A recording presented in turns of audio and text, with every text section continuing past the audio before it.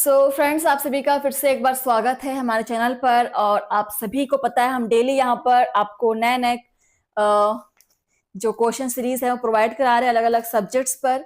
अगर आप भी यहाँ पर किसी एग्जाम की तैयारी कर रहे हैं, किसी कॉम्पिटेटिव एग्जाम्स का फाइट करना चाह रहे हैं, बिल्कुल हमारे साथ यहाँ पर ज्वाइन कीजिए क्लास को। आपको डेली यहाँ पर अलग अलग सब्जेक्ट से प्रिपरेशन क्लासेस प्रोवाइड की जा रही है। और ये जो हमारा आज का सेशन है वो है कंप्यूटर पे बेस्ड है। और कंप्यूटर का एक टॉपिक आपका हर एग्जाम में रहता ही है, 10-15 नंबर के क्वेश्चंस आपके आते ही हैं। चलिए स्टार्ट करते सेशन को। पहला क्वेश्चन देखिए क्या है आज के कंप्यूटर के हमारे सेशन का। आप किसी दूसरे व्यक्ति को डॉक्यूमेंट कैसे भेजेंगे ताकि फैंसी फॉन्ट प्रॉपरली डिस्प्ले हो सके, इसका ध्यान किए बिना कि फॉन्ट कंप्यूटर में इंस्टॉल हुआ है या नहीं।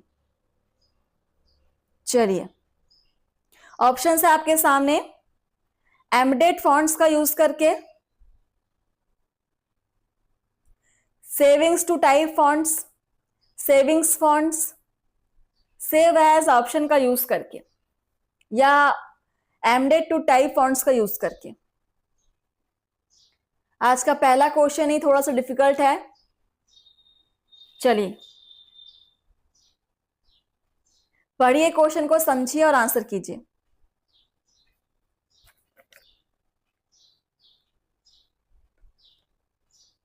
अगर आप किसी दूसरे व्यक्ति को डॉक्यूमेंट कैसे भेजेंगे ताकि फैंसी फॉन्ट प्रॉपरली डिस्प्ले हो सके, इसका ध्यान किए बिना कि फॉन्ट कंप्यूटर में इंस्टॉल हुआ है या नहीं।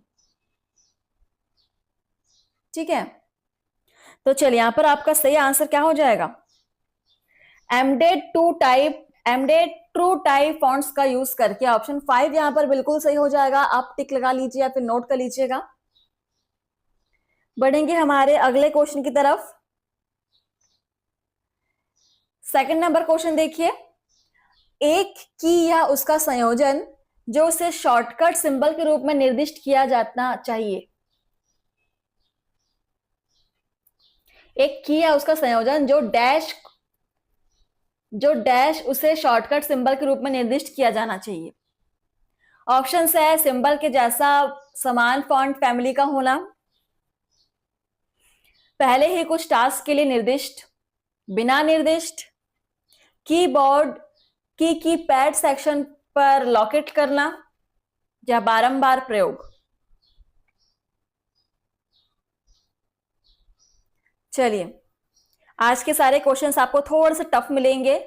जैसे कि मैंने कहा था कि आप डेली सेल्फ स्टडी कीजिए, घर पर पढ़िए, कोई भी हम कंप्यूटर की बुक ले लीजिए और उसको आप डेली पढ़िए और यहां पर आप प्रैक्टिस कीजिए। तो देखिए एक की या उसका संयोजन जो बिना निर्दिष्ट उसे शॉर्टकट सिंबल के रूप में निर्दिष्ट किया जाना चाहिए। यहां पर आपका आंसर हो जाएगा बिना निर्दिष्ट। Option 3 is correct. चलिए आगे बढ़ेंगे। क्वेश्चन नंबर है हमारा नेक्स्ट। थर्ड नंबर क्वेश्चन है, डैश मेन्यू चेक स्पेलिंग के ऑप्शन की सुविधा उपलब्ध कराता है। View, edit, format, tools, review.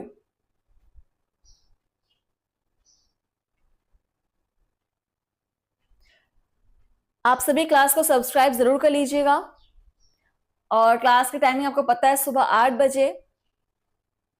चलिए डैश मेन्यू चेक स्पेलिंग के ऑप्शन की सुविधा उपलब्ध कराता है, क्या हो जाएगा इसका आंसर, टूल्स मेन्यू। ठीक है, टूल्स मेन्यू चेक स्पेलिंग के ऑप्शन की सुविधा उपलब्ध कराता है, मतलब आप स्पेलिंग को चेक कर सकते हो टूल्स में जाकर के। चलिए नेक्स्ट हमारा क्वेश्चन नंबर 4, स्लाइड ट्रांजिशन है।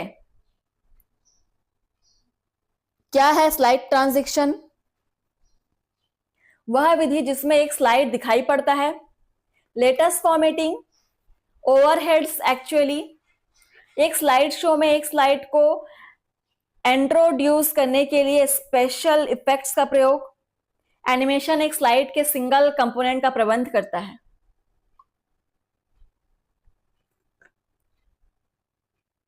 चलिए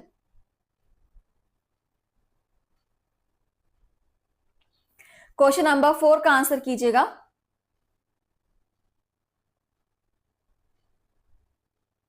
स्लाइड ट्रांजिशन क्या है?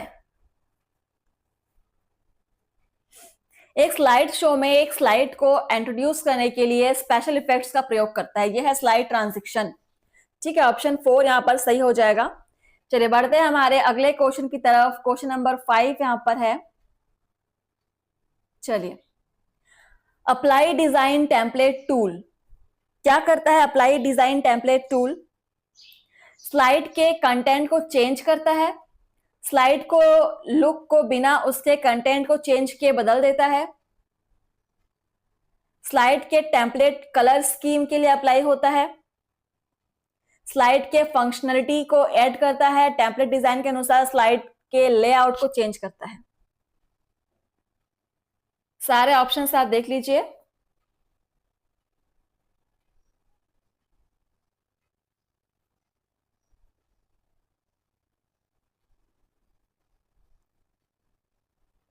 चलिए, तो यहां पर देखिए आपका ऑप्शन 3 गलत है, 4 गलत है, 5 भी गलत है। सो आपको सही आंसर मिलने वाला है यहां पर फर्स्ट और सेकंड में, अप्लाई डिजाइन टेम्पलेट टूल। जिस स्लाइड को लुक को बिना उसके कंटेंट को चेंज किए बदलता है। Option 2 is correct. बिल्कुल नोट कर लेंगे। आज के क्वेश्चंस आपके टीजीटी पीजीटी के लेवल के हैं। 6 नंबर क्वेश्चन, स्लाइड के पेज नोट्स और नंबर को लाइन के साथ प्रिंट हैंड आउट सेट होना चाहिए।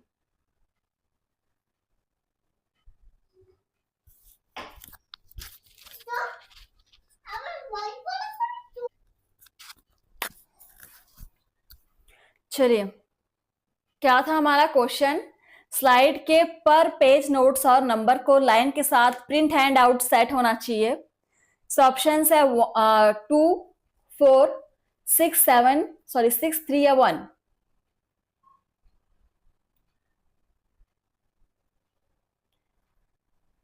थोड़ा सा कंफ्यूजिंग है, लेकिन यहां पर आंसर हो जाएगा आपका 3। ऑप्शन 4 इज करेक्ट, आंसर होगा 3। चलिए नेक्स्ट है क्वेश्चन नंबर 7 देखेंगे। डैश प्रोसेस में लिंक्ड ऑब्जेक्ट में जो चेंज होता है वह रिफ्लेक्ट नहीं होता और ओरिजिनल डॉक्यूमेंट में सेव हो जाता है। ऑप्शन है linking, embedding, inserting, hyperlinking, saving.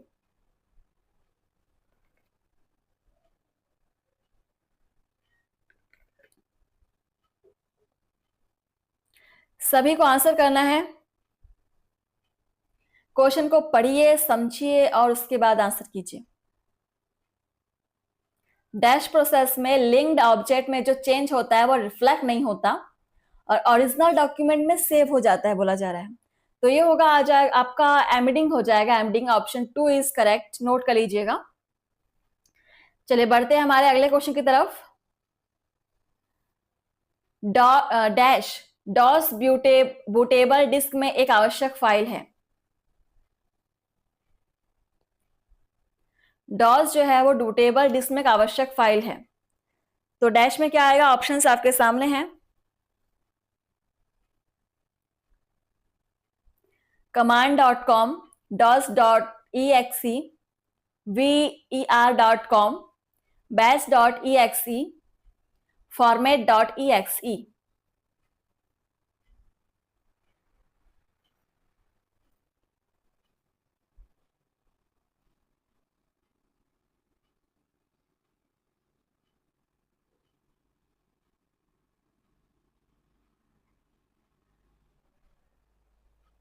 चलिए, so question number 8 right answer हो जाएगा आपका command.com। ये डॉस बूटेबल डिस्क में एक आवश्यक फाइल है। Option first is correct. Next question है आपका नेटवर्क 9। क्वेश्चन नंबर 9 है, नेटवर्क में सबसे विश्वसनीय संचार निम्नलिखित में से कौन सा प्रोटोकॉल उपलब्ध कराता है? FTP, HTTP, TCP, IP या UDP? आपको प्लेलिस्ट में सारे जो पुराने क्लासेस है वो मिल जाएंगे। आप हर एक क्लास को ओपन करके आप पढ़िए, समझिए और जो क्वेश्चन आपको समझ में नहीं आ रहा है आप उस पर और सर्च करके पढ़िए। चलिए, सो नेटवर्क में सबसे विश्वसनीय संचार निम्नलिखित में से कौन सा प्रोटोकॉल उपलब्ध कराता है? टीसीपी। ठीक है, टीसीपी सबसे विश्वसनीय प्रोटोकॉल उपलब्ध कराता है। Option 3 is correct. आगे बढ़ेंगे क्वेश्चन नंबर 10 की तरफ। इंटरनेट डैश स्विच्ड नेटवर्क है। सेल, सर्किट, मैसेज, पैकेट, इनमें से कोई नहीं।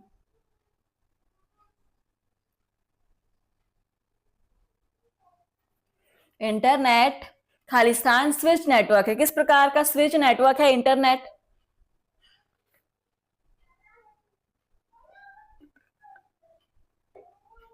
चलिए,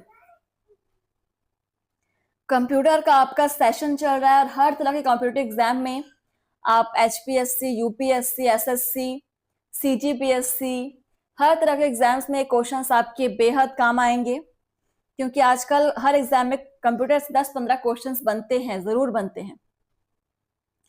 तो देखिए, इंटरनेट जो है वो आपका पैकेट स्विच नेटवर्क है। ठीक है, पैकेट स्विच नेटवर्क है। Option 4 is correct. एंड हमारा अगला क्वेश्चन नंबर 11 है। निम्नलिखित में से कौन सा विकल्प ऑपरेटिंग सिस्टम से संबंधित है? कंपाइलर, प्लॉटर, मैक, एक और दो दोनों, उपयुक्त सभी। ये सारे क्वेश्चंस जो आप सॉल्व कर रहे हैं, ये बहुत सारे अलग अलग कॉम्पिटिटिव एग्जाम से लिए गए हैं, छांट के चुनिंदा क्वेश्चंस लिए गए हैं। सो कौन सा विकल्प ऑपरेटिंग सिस्टम से संबंधित है बोला गया है? ये हो जाएगा कंपाइलर भी संबंधित है और प्लॉटर भी। सो यहां पर ऑप्शन आपका, sorry, no no no no, यहां पर मैक संबंधित है। मैक आपका एक ऑपरेटिंग सिस्टम है फ्रेंड्स, थोड़ा सा मिस्टर मैक एक ऑपरेटिंग सिस्टम है। सो यहां पर ऑप्शन 3 सही हो जाएगा। जैसे लिनक्स ऑपरेटिंग सिस्टम है, वैसे मैक भी एक ऑपरेटिंग सिस्टम है। नेक्स्ट क्वेश्चन नंबर है हमारा 12। निम्नलिखित में से कौन सा विकल्प ऑपरेटिंग सिस्टम से संबंधित नहीं है? Android, Windows XP, iOS, compiler, इनमें से कोई नहीं।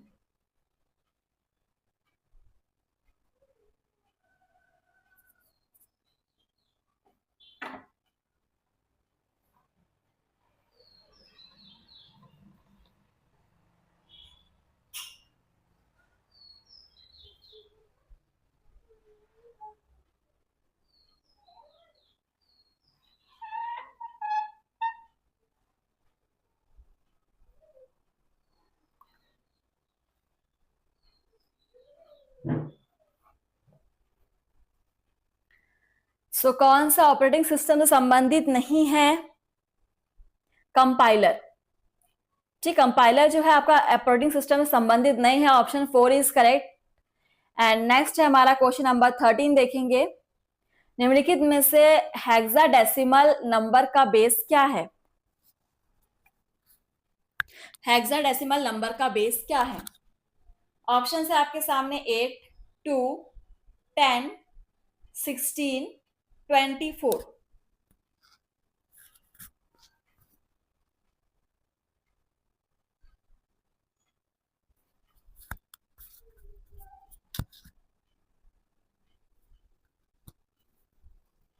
चलिए फ्रेंड्स, जल्दी से आंसर कर दीजिएगा, कौन सा हेक्साडेसिमल नंबर का बेस है?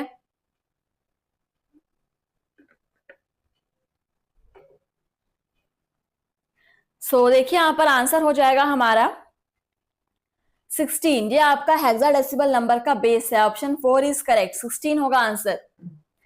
चलिए, नेक्स्ट है हमारा क्वेश्चन नंबर 14। निम्नलिखित में से एमएस ऑफिस के समान एप्लीकेशन का क्या नाम है? जो एमएस ऑफिस के समान है। ऑप्शन है Libre office, open office, neo office, free office, या उपयुक्त सभी। एक ऐसा एप्लीकेशन का नाम जो एमएस ऑफिस के समान है।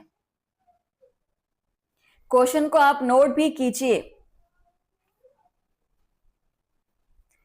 चलिए, आपके सामने 5 ऑप्शंस है और यहां पर आपका सही आंसर क्या हो जाएगा? जो एमएस ऑफिस के समान एप्लीकेशन है वो है आपका उपयोग सभी, जहां पर Libre office, open office, neo office और फ्री ऑफिस, ये सारे के सारे एमएस ऑफिस के समान ही एप्लीकेशंस है। ठीक है, तो बढ़ेंगे हमारे अगले क्वेश्चन की तरफ। क्वेश्चन नंबर 15 है, यूनिवैक का विस्तारित रूप क्या है? यूनिवैक स्पेलिंग दिया हुआ है, UNIVAC का विस्तारित रूप क्या है? Universal automatic computer, universal array computer, unique automatic computer, unvalued automatic computer, या इनमें से कोई नहीं? चलिए, यूनिवैक का विस्तारित रूप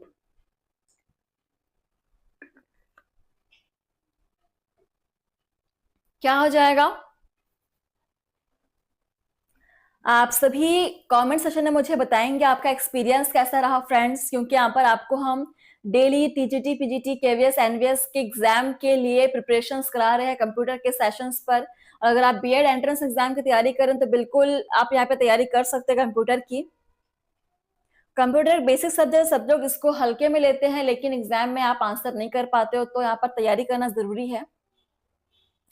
देखिए, यूनिवैक का विस्तारित रूप हो जाएगा यूनिवर्सल ऑटोमेटिक कंप्यूटर। ठीक है, option first is correct, note कर लीजिएगा, यूनिवर्सल ऑटोमेटिक कंप्यूटर। चलिए, आप पर्सनल नोट्स भी तैयार करते चलिएगा। नेक्स्ट क्वेश्चन नंबर है आपका 16, रिसीविंग कंप्यूटर द्वारा प्रोसेस्ड हो सकने के लिए एनालॉग सिग्नल्स को डिजिटल सिग्नल्स में कन्वर्ट करने की प्रक्रिया क्या कहलाती है? अच्छे से पढ़िए, क्वेश्चन को समझ लीजिए। रिसीविंग कंप्यूटर द्वारा प्रोसेस्ड हो सकने के लिए एनालॉग सिग्नल्स को डिजिटल सिग्नल्स में कन्वर्ट करने की प्रक्रिया क्या कहलाती है? और ऑप्शंस हैं आपके सामने, modulation, demodulation, synchronizing, digitizing, transmission.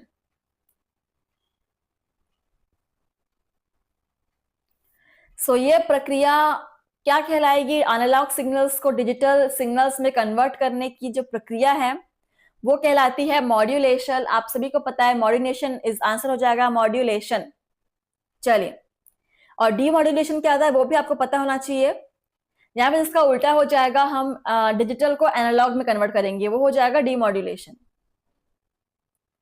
Next है क्वेश्चन नंबर 17, ASCII से तात्पर्य है, और ये क्वेश्चन हमने पहले भी किया हुआ है, मुझे ऐसा लग रहा है इंपॉर्टेंट है।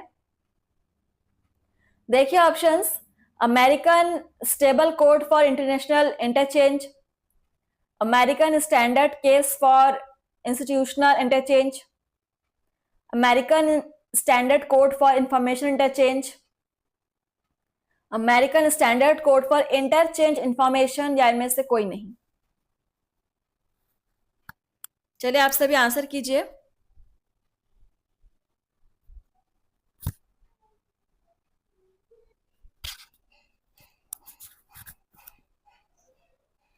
चलिए आंसर कीजिए, ASCII से क्या तात्पर्य है?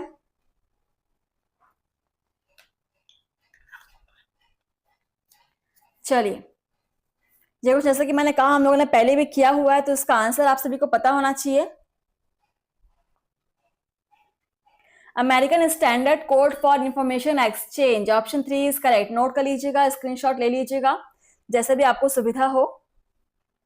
और हम बढ़ेंगे हमारे अगले क्वेश्चन की तरफ, जो है आपका 18 नंबर क्वेश्चन। देखिए, निम्नलिखित में से किस मेमोरी में अधिक से अधिक डाटा स्टोर किया जा सकता है?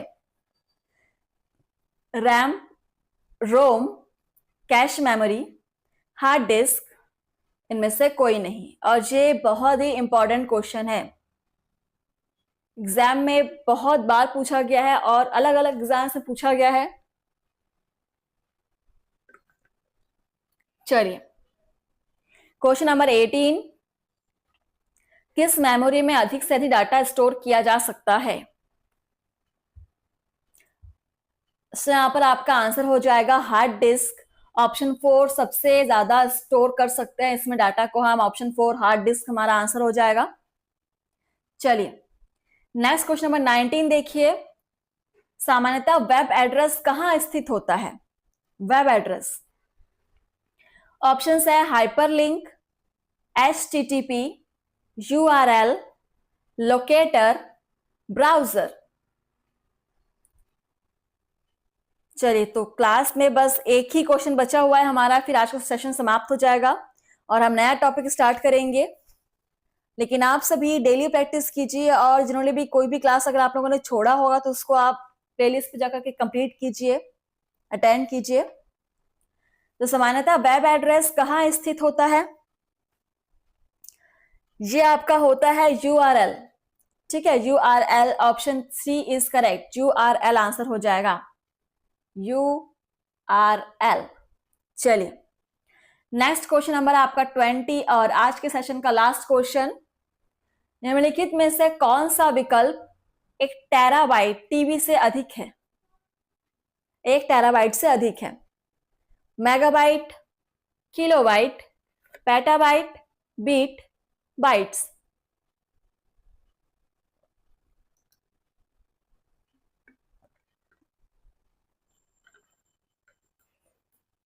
वीडियो अच्छी लगी हो तो प्लीज लाइक कमेंट शेयर कीजिएगा फ्रेंड्स।